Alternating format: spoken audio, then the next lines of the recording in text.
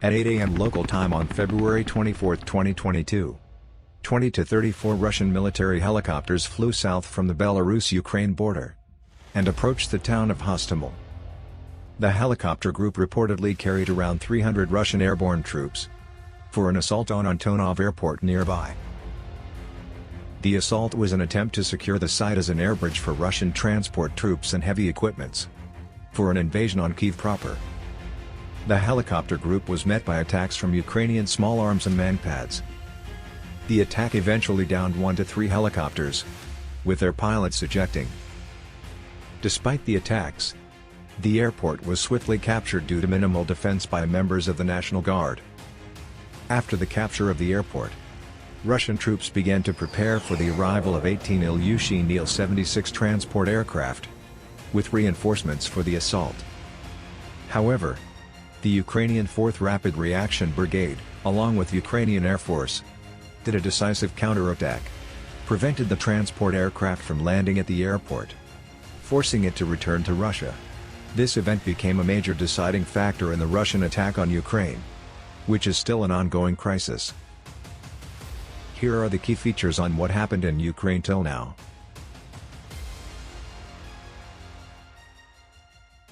On February 24, Russian President Vladimir Putin announced his decision to launch a special military operation in Ukraine, and the land, sea, and air invasion began. After air raids and missile strikes, Russian troops attacked Ukraine on multiple fronts from Belarus, Russia, and Crimea, which Russia annexed in 2014. Dozens were reported dead, after cities across the country were targeted with weapon strikes, prompting tens of thousands of people to flee their homes. Ukraine's President Volodymyr Zelensky gave a brief and defiant national address to declare martial law and general mobilization.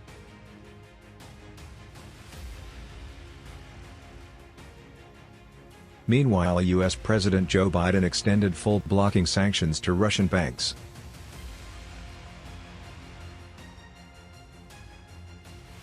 The Russian strategy was to rapidly seize Kyiv, with special forces infiltrating the city, supported by airborne operations and a rapid mechanized advance from the north.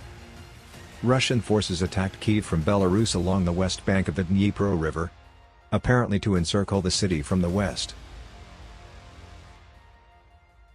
It was supported by 2 separate axes of attack from Russia along the east bank of the Dnipro, the western at Chernihiv, and the eastern at Sumy. These were likely intended to encircle Kyiv from the northeast and east. The next step was to capture key airports, so that more paratroopers would be flown from Russia to Kyiv. These special forces would assault the city and force Ukrainian government to surrender.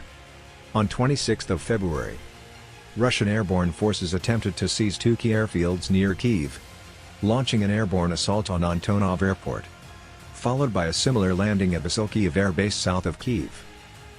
Meanwhile, a huge 10-mile line of armored vehicles were spotted by a satellite in the north of the country, carrying 10 separate Russian tactical battalion units, moving towards Kyiv. On March 2, the Russian forces entered the southern city of Kherson, resulting in an escalation of the conflict. Later, the Russian forces shelled Europe's biggest nuclear plant of Zaporizhzhia, raising fears of a Chernobyl-style disaster. During the first few weeks, it seemed like the Russians may capture Kyiv, as they have managed to capture a quarter of Ukraine's territory. But these attacks didn't go well as planned due to several factors. They massively underestimated the Ukrainian resistance. Russia's battalion tactical group were armed with tanks, artillery and air defense systems. But their lower number of infantry troops and heavy reliance on vehicle made them vulnerable to attacks from the flanks. Due to poor logistics, the Russian troops used main roads for their tanks, which were exploited by the Ukrainians. They attacked with javelins and man-portable anti-armor weapons supplied by the West, halting the Russian movements. Also, they used armed drones from the air which attacked specific targets. On 9 March, they ambushed the Russian convoy, guarded by some 2,000 troops, destroying the bridges in the process. This engagement ended up temporarily stalling the entire Russian advance from Belarus. Putin's forces came under great strain in many parts of the country, as the Western allies accelerated their transfer of arms and supplies to Ukraine. On 16 March, Ukrainian forces began a counteroffensive to repel Russian forces, and by 25 March, Ukrainians retook several towns to the east and west of Kyiv. On that same day, the Russian Defense Ministry stated that the first stage of the military operation in Ukraine was generally complete, and the Russian military would now concentrate on the liberation of Donbas. Now please note that, the first stage of the Russian attack was conducted on 4 fronts by 4 military districts. One towards western Kyiv from Belarus. A second axis, deployed towards eastern Kyiv from Russia on northeastern front. A third axis was deployed towards Kharkiv by eastern front. And lastly a fourth, southern front originating in occupied Crimea and Russia's Rostov Oblast, with an eastern axis towards Odessa and a western area of operations toward Mariupol, was opened by the southern front, who were also commanding the Russian separatist forces in Donbas. By 7 April, troops deployed to the northern and northeastern front were pulled back from the Kyiv offensive, to redeploy to the Donbas region and to reinforce the renewed invasion of southeastern Ukraine. After the withdrawal of Russian forces from Kyiv, Ukrainian forces retook control. As Russia redesigned its strategies, they also faced major setbacks from the Ukrainians. The Russian warship Moskova, the flagship of the Russian Navy's Black Sea Fleet, sank on 14 April, for which the Ukrainian claimed responsibility. Following the retreat of Russian forces from Kyiv, Russia expanded its attack on southern Ukraine further west, and a new phase of war has begun.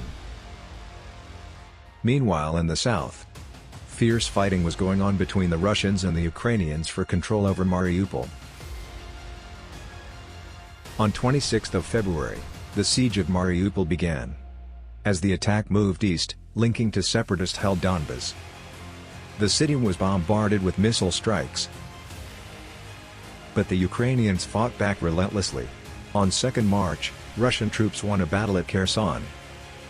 This was the first major city to fall to Russian forces in the invasion. In the east, major Ukrainian cities including Kharkiv were intensively shelled by Russia. Even though Russians faced significant resistance from the Ukrainian forces, they managed to control another major city, Izium. Russian forces intensified their attack on the Azovstal steel plant in Mariupol, defended by the Azov Brigade. After the city was bombarded multiple times, Ukrainians remaining in the city surrendered. Russia gained more control in the eastern front. By 23 June, Russian officials claimed to control 55% of Donetsk Oblast. By 3 July, Russia claimed to control all of Luhansk Oblast, with Russian and separatist forces controlling major cities. But the picture began to change when Ukraine began to launch their counteroffensive to recapture the areas from the Russians. In September, Ukraine launched a rapid counteroffensive in the northeastern Kharkiv region, sending Russian units into retreat. On 10 September, Zelensky raised the Ukrainian flag in the war-scarred city of Izium, which was occupied by Russia for 6 months. It was a big strategic win for Kyiv. On 20 September, Putin announced a partial mobilization of 300,000 troops to fight in Ukraine, triggering a mass flight of Russians escaping conscription into neighboring countries. On 30 September, Russia announced the annexation of 4 Ukrainian regions, despite international condemnation at its loss of ground in some of those regions. In a blow to Moscow's war effort, an explosion damaged the Kerch Strait bridge linking Crimea with Russia, which served as a major supply route for Moscow's forces fighting in Ukraine. 2 days later, Russia launched a barrage of airstrikes against Ukraine, the start of a campaign against the country's energy infrastructure. By November 2022, Russian forces withdrew from the city of Kherson to the eastern side of the Dnipro River, a significant victory for Ukraine. Despite 3 months of battlefield setbacks, Moscow has shown no indications to negotiate seriously to end the war. As the Russia-Ukraine war headed into winter, it had frozen the armies on both sides. Yet both sides had their reasons to carry on fighting without major territorial gains. In Donbas, Russian troops who were relocated from Kherson were reinforcing a renewed effort to take the city of Bakhmut, in an artillery-led offensive. During this period, both sides expected a major spring offensive from the other side. The Russians started extensive defensive fortification along southern Ukraine to the east, digging long trenches along with many minefields. Their strategy was to defend if there is any Ukrainian counteroffensive. Meanwhile, the Ukrainians pulled back some of its units from the front line to get more training from their Western allies. By March, the fightings intensified in Bakhmut, which became a strategic battlefield for both sides.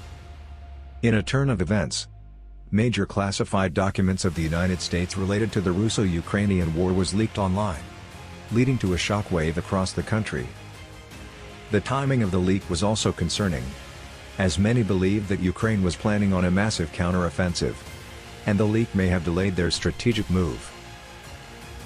By May 21, 2023, Russia claimed to have captured Bakhmut, while the fightings got intensified.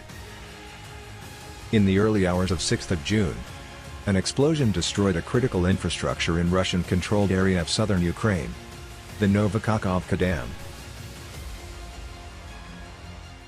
The catastrophe has destroyed villages, flooded farmland, deprived tens of thousands of people of power and clean water. Although both Ukraine and Russia blamed each other for this event, the exact cause of this breach is still unclear. This disaster has put thousands of lives at risk, making the already dire conditions faced by Ukrainian people even worse. Even after 1 year after the invasion of Ukraine started, the Russian military appears incapable of taking Kyiv or occupying a major portion of the country.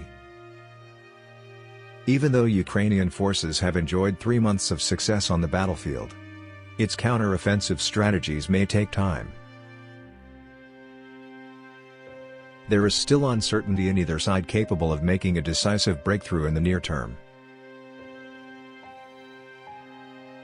As of now, there were reports of severe shelling in Zaporizhia, where Europe's biggest nuclear plant is located, creating panic around the world. The continued conflict in Ukraine is still causing extreme civilian harm, leaving millions without basic necessities. Many were killed, and many others were displaced from their homes.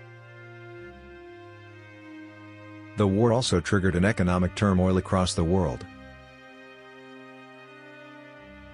While the war has been a tragedy for Ukrainians, it has also proven a disaster for Russia. Militarily, economically, and geopolitically.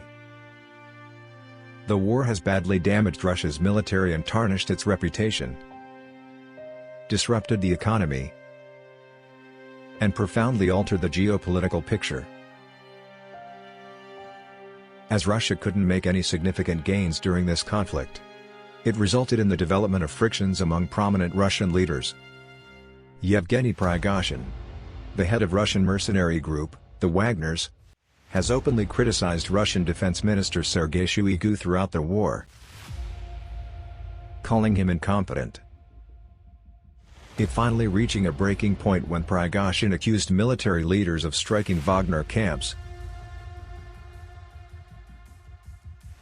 and launched an armed rebellion. A column of armored vehicles with Wagner soldiers seized control of the Russian military headquarters in Rostov-on and marched towards Moscow until they were called off after negotiations. For Putin, it was a narrow escape from an extremely dangerous moment. He emerges from the crisis a weaker and more vulnerable figure. But the impact of this rebellion on the war is still uncertain. While some believe that this may weaken Russia's position in the war, some others fear that there may be severe escalations from the Russian side. To make the image of Putin more stronger. Even though we may not know the actual outcome of the war, The pain and suffering of the people affected by it may take a long journey to overcome. Thank you.